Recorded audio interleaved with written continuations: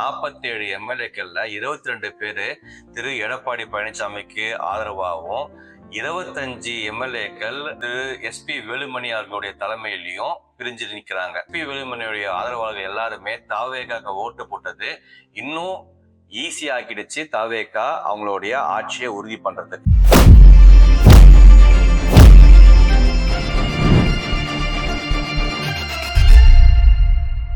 அனைவருக்கும் வணக்கம். நான் உங்கள் தனசேகர். இன்னைக்கு நம்ம பார்க்க போற அரசியல் அப்டேட்ஸ்ல சட்டமன்றத்துல இன்னைக்கு நடந்த ஃப்ளோர் டெஸ்ட் பத்தி நம்ம பார்க்க போறோம். அதாவது நம்பிக்கை வாக்கெடுப்பு.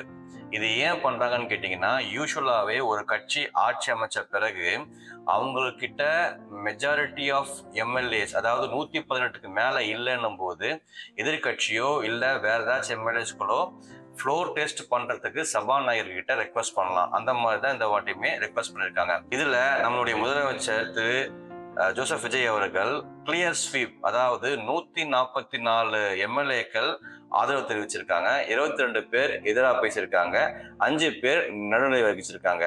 ஸோ மொத்தமாவே 118 இருந்தாலே அவங்க ஃப்ளோர் டெஸ்ட்ல வின். 118 + 1 அதர்வைஸ் இன்னைக்கு எத்தனை பேரு, அதாவது எத்தனை எம்எல்ஏஸ்கள் சட்டசபையை அட்டன் பண்றாங்களோ அதுல பாதி +1 இருந்தாலே ஃப்ளோர் டெஸ்ட்ல வின்.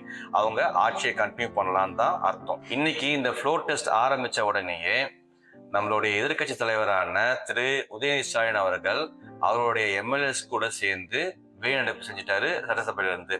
அது மட்டும் இல்லாம அவரு தாவேகா கட்சியை பார்த்து வெறும் இன்ஸ்டாகிராம் ரீல்ஸ் மூலியமா மட்டுமே இந்த ஆட்சியை நடத்த முடியாது, ரியலாவும் இந்த ஆட்சியை நடத்தணும் அப்படின்ற ஒரு விமர்சனமும் முன்வைத்தாரு. அது மட்டும் இல்லாம நேற்று நடந்த சட்டசபையிலுமே திரு உதயநிதி ஸ்டாலின் அவர்கள் நானும் முதல்வரும் சேம் காலேஜ் ஸ்டூடெண்ட்ஸ் தான், காலேஜ் படிக்கும் போது சிஎம் விட சீனியரா இருந்தாலுமே அரசியல் வரும்போது திமுக கட்சி தான் சீனியர், அதனால எங்களுடைய எக்ஸ்பீரியன்ஸையும் நாங்கள் ஷேர் பண்ணும்போது கேட்டுக்கோங்கன்ற ஒரு சர்காஸ்டிக்கல் கமெண்ட்டையுமே முன்வைத்தார்.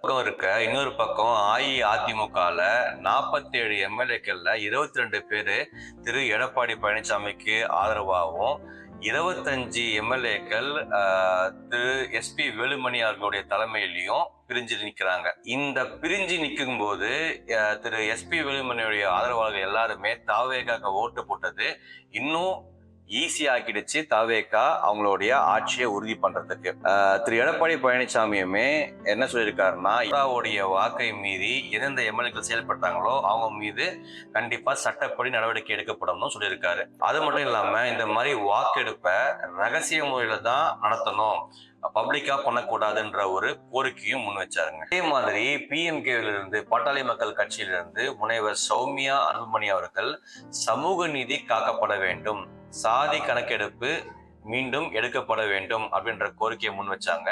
அது மட்டும் இல்லாம தமிழகத்துல முழு மது விலக்கு ஏற்படுத்த வேண்டும், அதுக்குண்டான கால அவகாசத்தையும் கூற வேண்டும் சொல்லியிருந்தாங்க. பிளஸ் விவசாயிகளை பத்தி கரெக்டான அப்டேட்ஸ் அண்ட் ஃபோக்கஸ் இல்லாதனால அவங்க ஃபாரம் இல்லாம அகென்ஸ்டும் இல்லாம நியூட்ரல் நின்ட்டாங்க. அதே மாதிரி தேமுதிகவுடைய பொதுச்செயலர் திருமதி பிரேமலதா விஜயகாந்த் அவர்கள் இந்த ஆட்சியில எதிரி கட்சிகளா பார்க்காம அவங்களையும் உள்ளடக்கி ஆட்சி செய்ய வேண்டும் அப்படின்னு சொன்னாங்க.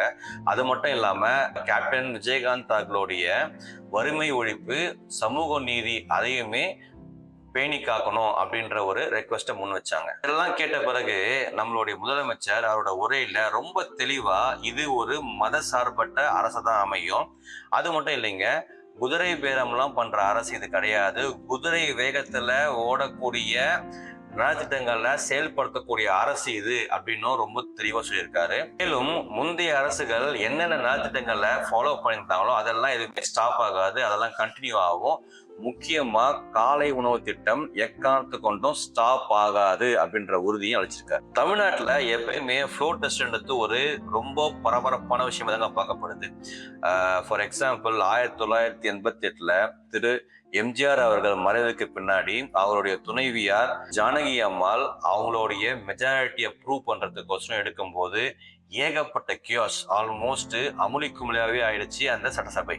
அதுக்கப்புறம் 2017ல ஜெயலலிதா மேடம் இருந்ததுக்கு அப்புறம் இபிஎஸ் அண்ட் ஓபிஎஸ் டீம் நடுவில் நடந்த ஒரு கன்ஃபியூஷன் அண்ட் கியாஸ். அது வந்து ரொம்ப பெரிய இஷ்யூவா வெடிச்சு ஆல்மோஸ்ட் போலீஸ்லாம் உள்ள வந்து 2 பேரையும் விலக்கி விட்டு சட்டசபையில இருந்து வெளிநடப்பு செஞ்சு கடைசியில இபிஎஸ் ஃப்ளோர் டெஸ்ட்ல வின் பண்ணாரு. அதுக்கப்புறம் இப்ப 2026ல திரு ஜோசப் விஜய் அவர்கள் அவருடைய தலைமையில டிவிக்கு ஆட்சி அமைக்கிறதுக்கு நடத்தப்பட்ட ஃப்ளோர் டெஸ்ட் ரொம்ப கிளீன் ஸ்வீப்பாகவும் எந்த விதமான பிரச்சனைகளும் இல்லாம முடிஞ்சது. இதுதாங்க first time. All the best to the new CM and is new rule. நன்றி, வணக்கம்.